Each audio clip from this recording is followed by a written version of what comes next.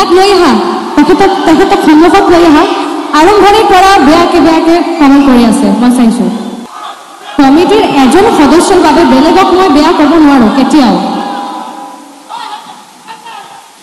আৰম্ভণিৰ পৰা আৰু ইয়াতে পুলিচ আছে, তাৰপিছতেও কেনেকৈ বেয়া কমেণ্ট কৰিব পাৰে এজন কমিটিৰ সদস্যই? তেখেত ছেক্ৰেটাৰী হ'ব পাৰে, কিন্তু ছেক্ৰেটাৰী হৈ তেখেতৰতো ৰেছপনচিবিলিটি থকা লাগেনে?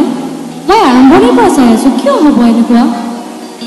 মই কমিটিৰ সকলো সদস্যক অনুৰোধ কৰিছোঁ ষ্টেজটো খালী কৰি দিব লাগে প্লিজ। মানে এনেকৈ গান গোৱা নাযায়, বহুত অসুবিধা হৈ আছে। মনিটৰ বক্সবিলাকৰ চাউণ্ড আৰু তাৰ কিবা কিবি আছে, বহুত প্ৰব্লেম হৈছে। ষ্টেজটো ফাঁকা কৰি দিব প্লিজ, খালী কৰি দিব অকণমান। এনেকৈ অপাৰেট কৰিবলৈ বহুত প্ৰব্লেম হৈ আছে। সকলো ওলাই যাব ষ্টেজৰ পৰা প্লিজ। বিগত 30 এপ্ৰিল তাৰিখে আমাৰ অনুষ্ঠানলৈ, আমাৰ যি বিহু অনুষ্ঠান আছিলে এই অনুষ্ঠানলৈ বংগৰ গায়িকা মৰ্মিতা মিত্ৰ আহিছিলে আৰু মৰ্মিতা মিত্ৰই সংগীতানুষ্ঠান আমাৰ উক্ত বিহুখনত প্ৰদৰ্শন কৰিছিলে। এতিয়া কথা হ'ল, আমাৰ এই অনুষ্ঠানটোক লৈ মিডিয়াত বিভিন্ন ধৰণৰ কথা ওলাই আছে যে আমি কিবা অশ্লীল ব্যৱহাৰ কৰিলোঁ, কিবা কিবি কথা কৈ আছে। কিন্তু কথাটো আচলতে তেনেকুৱা নহয়। কথাটো হ'ল, মৰ্মিতা মিত্ৰই আমাতকৈ আগত 29 তাৰিখৰ দিনা মাজুলীত এটা অনুষ্ঠান কৰিছিলে গড়মূৰত, আৰু উক্ত অনুষ্ঠানটোত তেওঁলোকৰ কিবা টকা পইচাক লৈ কিবা এটা বিসংগতি হৈছিলে।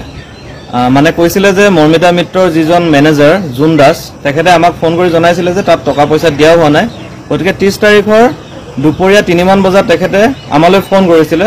ফোন কৰি পিনি কৈছে যে আমি মৰ্মিতা মিত্ৰক দিবলগীয়া সমুদায় ধন এই 3 বজাৰ ভিতৰতে দিব লাগিব, অন্যথা মৰ্মিতা মিত্ৰই আৰু তেখেতৰ স্বামীয়ে যি মানে প্ৰগ্ৰেমৰ যি আনুষংগিক যি সা সৰঞ্জাম আছে, প্ৰথম আহিবলগীয়া চাউণ্ডৰ কথা কৈছোঁ, এইখিনি আহিব নিদিওঁ বুলি কৈছে। গড়মূৰতে তেওঁলোকে আবদ্ধ কৰি ৰাখিছে, আৰু যদিহে আমি টকা দিওঁ তেতিয়াহে চাউণ্ডৰ বস্তু আহিব, লগতে মৰ্মিতা মিত্ৰ সন্ধিয়ালৈ আহিব। তেনেদৰে কোৱাত আমাৰ কমিটিৰ ফালৰ পৰা আমি জনালোঁ যে আমাৰতো যিহেতু আমি এগ্ৰিমেণ্টত আমি তেখেতৰ লগত আমি চুক্তিবদ্ধ যিহেতু হৈ আছোঁ, গতিকে চুক্তি অনুযায়ীহে আমি টকাটো তেখেতক দিব পাৰিম। মই ক'লোঁ যে, আৰু আমাৰ কমিটিয়ে ক'লে যে আমি সন্ধিয়া 7:30, 8টা বজাত টকাটো দিব পাৰিম। তেতিয়া তেওঁলোকে ক'লে যে তেতিয়া দিলে নহ'ব, তাতকৈ আগত দিব লাগিব। তেনেকৈয়ে আমি আগবাঢ়িলোঁ, আৰু আমাৰ কিছু অনুষ্ঠান সেইকাৰণে নহ'ল সেইদিনা। মৰ্মিতা মিত্ৰ নাহিব বুলি যিহেতু প্ৰচাৰ হৈ গ'ল, আৰু তেখেত পিছত আহিলে, আগতীয়াকৈ আহিলে বাৰু, আৰু আহিয়েই পোনপ্ৰথমেই আমাক তেখেতৰ মেনেজাৰে, মৰ্মিতা মিত্ৰৰ মেনেজাৰে আমাক পোনপ্ৰথমে আহি টকা পইচাৰ কথা পাতিলে আমাৰ লগত, আৰু সেইমতে আমি তেখেতলোকক টকা দিবলৈ আমি চেষ্টা কৰিছিলোঁ। আৰু আমি গোটেই টকাখিনি দিয়াৰ পিছত 45,000 টকা আমাৰ দিবলৈ থাকি গৈছিলে। তেতিয়া সন্ধ্যা 8টা বাজিছিলে, আৰু মৰ্মিতা মিত্ৰও তেতিয়া আছিলে। আমি থাকিবলৈ য'ত ব্যৱস্থা কৰিছিলোঁ তাতে মৰ্মিতা মিত্ৰ আছিলে। 8:10 যোৱালৈকে আমি টকা 45,000 দিবলৈ থকাত আমি তেখেতলোকক ক'লোঁ যে আমি আপোনালোকক টকাটো দিব পৰা নাই, কিয়নো আপোনালোকে আমাৰ ইয়াত অনুষ্ঠান আছে বুলি যিটো বাইট দিবলৈ কৈছিলোঁ আগতীয়াকৈ, যে এনেকৈ গায়কসকলে দিয়ে নহয় এনেকৈ যে আমাৰ অনুষ্ঠান আছে আমুক ঠাইত আমি যাম, এনেধৰণৰ বাইট এটা নিদিয়াৰ ফলত আমি জনালোঁ যে আমি যি মানে আমি সংগ্ৰহ কৰিব লাগে টকা পইচা অনুষ্ঠান কৰিবৰ কাৰণে, এই টকা পইচাখিনি আমি পোৱা নাছিলোঁ। এটা কাৰণে মৰ্মিতা মিত্ৰ আহিব নে নাহিব এই কথাটো স্পষ্ট হোৱা নাছিলে। গতিকে আমাৰ কমিটিৰ মানুহখিনিয়ে তেওঁক বাৰে বাৰে অনুৰোধ কৰাৰ পিছতো তেওঁলোকে বাইট নিদিলে। তেওঁলোকৰ এটাই কথা যে সমুদায় ধন আদায় দিয়াৰ পিছতহে তেওঁলোকে ক'ব যে আমি সেই অনুষ্ঠানলৈ যাব পাৰিম। কোনোবা আশ্চৰ্য বৰপাত্ৰৰ অনুষ্ঠান এটা গইনালৈ তেওঁলোকে আমাক তেনেধৰণে কথা কিছুমান ক'লে। তেনেকৈ আমি তেখেতক ক'লোঁ যে 45,000 টকাটো আমি এতিয়া আপোনাক সেইকাৰণে তুলি দিব পৰা নাই, আপোনালোকে আমাৰ পৰা এখন চেক লৈ যাওক, দৰকাৰ হ'লে আমি 3খন চেক প্ৰদান কৰিম। মেনেজাৰে মান্তি হৈ মৰ্মিতা মিত্ৰক সোধে, মৰ্মিতা মিত্ৰই আকৌ হাজবেণ্ডলৈ পেলাই দিয়ে। তেনেকৈ কথাটো হৈ নুঠিলে। তাৰপিছত আমি তুলি মেলি তেখেতক বাকী টকাখিনি আমি তেখেতলোকক আমি দিলোঁ।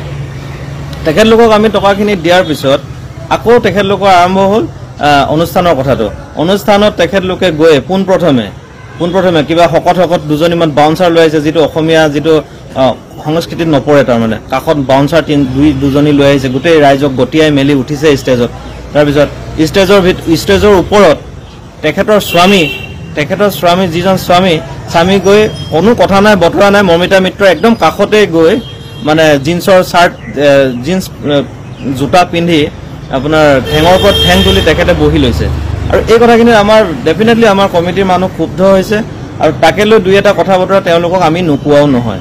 আৰু তৃতীয়তে তেখেতলোকে অনুষ্ঠানটো যেতিয়া আৰম্ভ কৰিলে আমাৰ কমিটি মানুহখিনিকে ষ্টেজৰ পৰা নামি যাবলৈ তেওঁলোকে বাৰে বাৰে কৈ আছে আৰু সেই কথাটো আপোনালোকক যদি সেই ফুটেজত আপোনালোকে চালে আপোনালোকে দেখিবলৈ পাব আৰু তেনেধৰণে যদি এগৰাকী শিল্পীয়ে কথা নাই বতৰা নাই কমিটিৰ মানুহখিনিকে যিখিনি মানুহৰ বাবে অনুষ্ঠানটো হৈ উঠিছে সেই মানুহখিনিকে যদি নামি যাবলৈ কয় সেই মানুহখিনিকে যদি ভিডিঅ' এটা কৰোঁতে বাধা প্ৰদান কৰে তেতিয়াহ'লে তেওঁলোকে দুই এষাৰটো টান কথা শুনিবলগীয়া হ'বও পাৰে সেই কথাটো আমি অস্বীকাৰ নকৰোঁ বা মোৰ ফালৰ পৰা মই কৈছিলোঁ সেইদিনা যে আপোনালোকক টকা দি আমি অনুষ্ঠানলৈ মাতিছোঁ গতিকে আমি ইয়াত ভিডিঅ' কৰিছোঁ এইটো আমাৰ ব্যক্তিগত কথা আপোনালোকৰ কথা নহয় কিবা এটা কথা কোৱাৰ লগে লগে গৈ বাউন্সাৰজনীয়ে গৈ পিনি মৰ্মিতা মিত্ৰক কথাষাৰ কৈ থৈ আহে কাণত তাই গান গাইছে আকৌ কথাটো শুনি উল্টা পুল্টা কথা আকৌ আমাৰ মানে কমিটিক গালি পাৰিবলৈ আৰম্ভ কৰিছে গতিকে কথাখিনি তেনেকুৱা ধৰণৰ আৰু আটাইতকৈ চূড়ান্ত তেওঁৰ মানে অভদ্ৰামী গিৰিয়েক আৰু মৰ্মিতা মিত্ৰৰ একদম চূড়ান্ত অভদ্ৰামী কি কৰিছে আমাৰ যেনেকৈ অনুষ্ঠানটো চলি থকাৰ সময়ত গায়কে যেতিয়া ব্ৰেক লয় কো ছিংগাৰক যেতিয়া গান গাবলৈ দিয়ে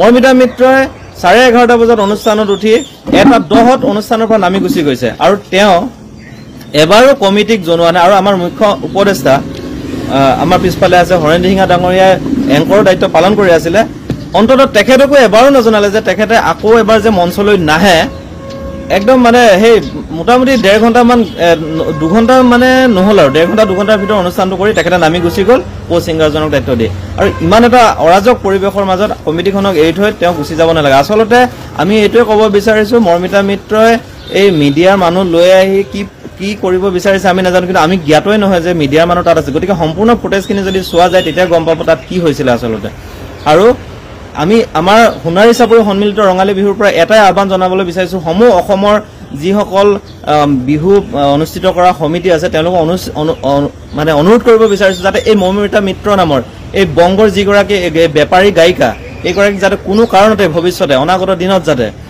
বিহুৰ মঞ্চত গীত পৰিৱেশনৰ কাৰণে আহ্বান নকৰে যদিহে আমন্ত্ৰণ কৰে আপোনালোকৰ কিন্তু ভয়ংকৰ সমস্যাৰ সন্মুখীন